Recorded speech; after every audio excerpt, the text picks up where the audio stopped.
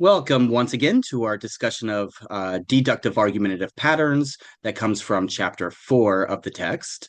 What I want to do in this video is consider two things. One is what's called a counterexample, which is a very specific and very helpful method of evaluating how arguments work, evaluating whether we got a good argument or not.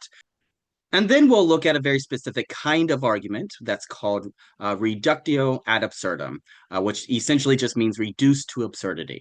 So let's turn our attention first to a counter example or a counter argument.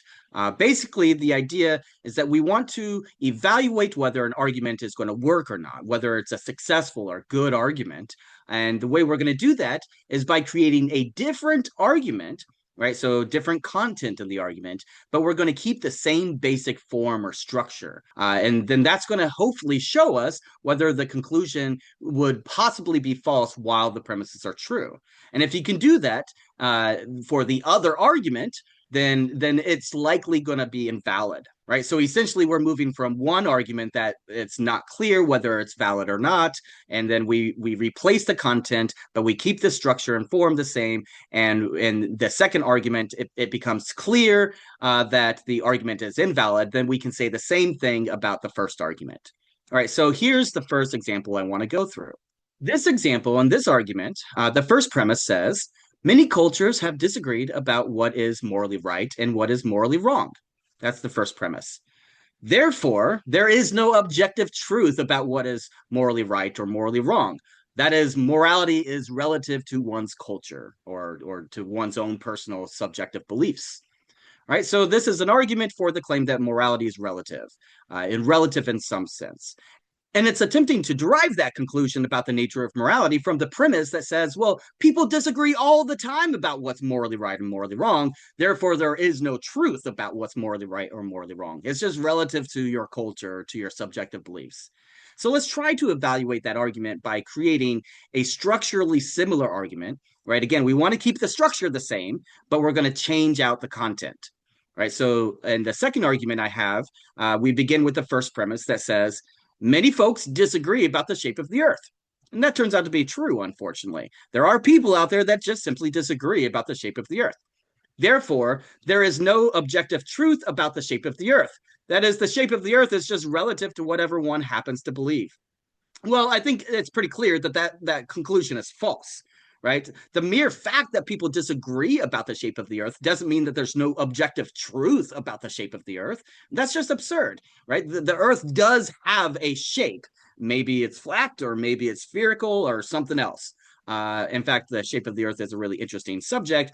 But I think the mere fact that people disagree about the shape of the earth does not give us reason to believe that there's no objective truth about the shape of the earth. Or another example that we might use here is just the fact that many folks do disagree about whether there is or is not an afterlife, right? Many folks disagree about whether there is an afterlife or not.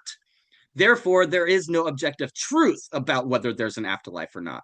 No, that's just not the case. The conclusion does not follow from that particular premise, right? There is some objective truth, and that's independent of whether we know whether there's an afterlife, right? So that particular example is not claiming that we know there's an afterlife. It's just claiming that there is no objective truth about the afterlife, given the fact that people disagree on this issue. So when we look at these two different examples where we have created this a structurally similar argument, but we've replaced the premises with different content. Well, in both the case of the shape of the earth as well as the afterlife, it becomes clear that the conclusion does not follow from the premises. Right, the conclusion could be false while the premises are true. And so that tells us that something similar has happened with the first argument about morality being relative to one's culture, right? So, in the same sense that we have reason to reject these other arguments about the shape of the earth and the afterlife, we have reason to reject those arguments since the first argument is structurally the same; it just has different content. Then we also have reason to reject it. So again, I think that it would be helpful to consider some examples. Right? Of course, you can look at different examples that are at the end of the chapter. But as I mentioned previously, I think it's always helpful to try to create your own examples. Now, what I want to do is move on to this argument that's gone by the name reductio ad absurdum. Now, that's just a fancy Latin term. What it basically just means is reduced to absurdity. And it's one of the most powerful arguments. It's commonly used. And so I think it's helpful to understand the way this works. Here's the basic idea. We begin by assuming some claim is true. We're just going to call that claim P. And if you can show that the truth of that claim, P, actually entails some sort of absurdity or some contradiction, like P and not P, then that will allow you to accept the negation of the premise that you began with, namely P. And this is based upon what's called the principle of explosion. When we get a contradiction, then that just throws logic out the window. It throws all reasoning out the window, right? We can't accept that the contradictions are true in this regard. And if we do get a contradiction, then logic basically breaks down. So in order to avoid this explosion of logic breaking down, that gives us justification for rejecting the premise that led to the contradiction in the first place. So suppose that you wanted to show that P is true. How would I do that? I begin by assuming the negation of P. I'm assuming not P. And the goal is that we're going to try to show that P is true by deriving a contradiction from not P. So now remember that we're not assuming that not P is true because that's what we're showing, right? We're assuming that for the sake of the argument in order to then get a contradiction that allows us to accept the negation of P, right? We're accepting not P. So we go through the different steps and we try to determine whether or not we can get some sort of contradiction. And if we do, then that allows us to infer the negation of not P. Of course, notice that in this particular case, we would get not P, and double negation is just an affirmative, basically. Alternatively, if we wanted to show that not P is true, then we would start off by assuming P, right? If P, then Q, not Q. So Q and not Q would be a contradiction. Therefore, we're allowed to infer the negation of what we started off assuming. In this case, it would be not P. So here are a couple of examples of how this works. Suppose that we're trying to get a conclusion that says it is false that water cannot freeze, right? Maybe we're trying to show that water can freeze. So we begin by assuming the negation of what we're trying to prove. So we're going to assume that water cannot freeze, right? That's the negation of the conclusion. Well, if water cannot freeze, then ice cannot exist. But ice clearly does exist, right? I've got ice in my cup right now.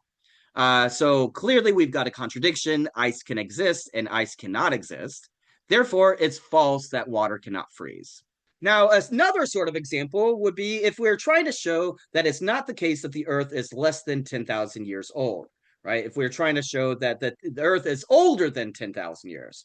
Well, then we would begin by assuming the negation of what we're trying to determine, what we're trying to prove, right? So we would suppose, merely for the sake of the reductio, merely for the sake of the argument, that is, that Earth is only less than 10,000 years old.